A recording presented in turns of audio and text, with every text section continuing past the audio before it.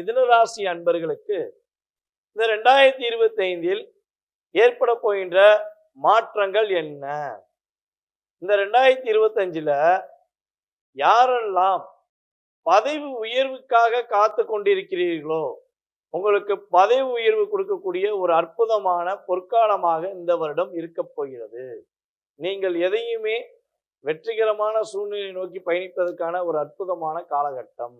இந்த 2025 சனி பெயர்ச்சி மற்றும் குரு பெயர்ச்சி, ராகு பெயர்ச்சி, இந்த 3 கிரகங்களின் பயிற்சிகள் மூலமாக எங்களுக்கு ஏதேனும் பெரிய தாக்கம் உண்டா அப்படின்னு சொல்லி கேட்டீங்கன்னா, தாக்கம்ங்கிறது கட்டாயமா மிகப்பெரிய தாக்கமாக இல்லை.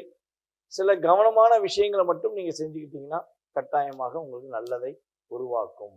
உங்களுடைய ராசிக்கு 9ஆம் இடத்தில் அமர்ந்திருந்த சனி பகவான் உங்கள் ராசிக்கு 10ஆம் இடத்துக்கு செல்ல போகிறார். அப்ப சனி பகவான் 10ல அமர்ந்தா கட்டாயமா புதிய தொழில்கள் தொடங்கலாம். அதே போல வெளிநாடு செல்வதற்கான வாய்ப்புகளை ஏற்படுத்தி கொள்ளலாம். கண்டம் விட்டு கண்டம் போறது, நாடு விட்டு நாடு போறது, ஊர் விட்டு ஊர் போய் பிழைக்கணும்னு நினைக்கிற நம்முடைய மிதுனராசி அன்பர்களுக்கு கட்டாயமாக அந்த நிலையை உருவாக்கி தர கிரகங்கள் வாய்ப்பளிக்கின்றன. அப்ப அங்க போனா எனக்கு நல்ல லாபம் கிடைக்குமா, நான் ஒரு பொருளாதார நிலையில ஒரு மாற்றத்தை சந்திச்சிருவேனா அப்படின்னா, நீங்க உறுதியாக ஒரு பொருளாதார நிலை மாற்றத்தை சந்திப்பீர்கள். குடும்ப உறுப்பினர்கள் அனைவருமே உங்களை சார்ந்து செயல்படக்கூடிய அமைப்பு தான் இந்த வருடம். குடும்ப ஒற்றுமை கொஞ்சம் அதிகமாவதற்கான வாய்ப்பு உண்டு. பிடிவாத குணத்தை கொஞ்சம் குறைச்சிக்கோங்க. யாரையும் நம்பி ஜாமீன் கையெழுத்து மட்டும் போட்டுறாதீங்க. இந்த 2 மட்டும் நீங்க உறுதியா செய்யவே கூடாது.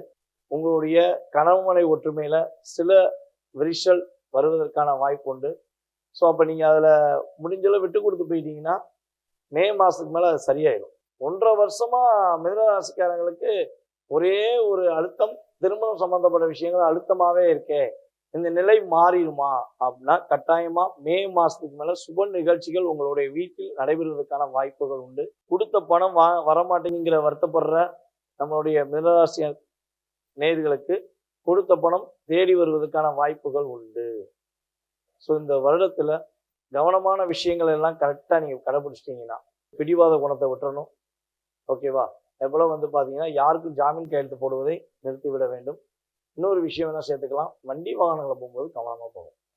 ஸோ இதெல்லாம் நீங்க கரெக்டா செஞ்சுட்டீங்க அப்படின்னா கட்டாயமாக இந்த 2025 உங்களுடைய வாழ்க்கையில பொருளாதார ரீதியான மாற்றங்களையும் கொடுக்க போகிறது. சுப நிகழ்ச்சிகளையும் நடத்தி வைக்கக்கூடிய ஒரு அற்புதமான காலகட்டமாக இருக்கும்.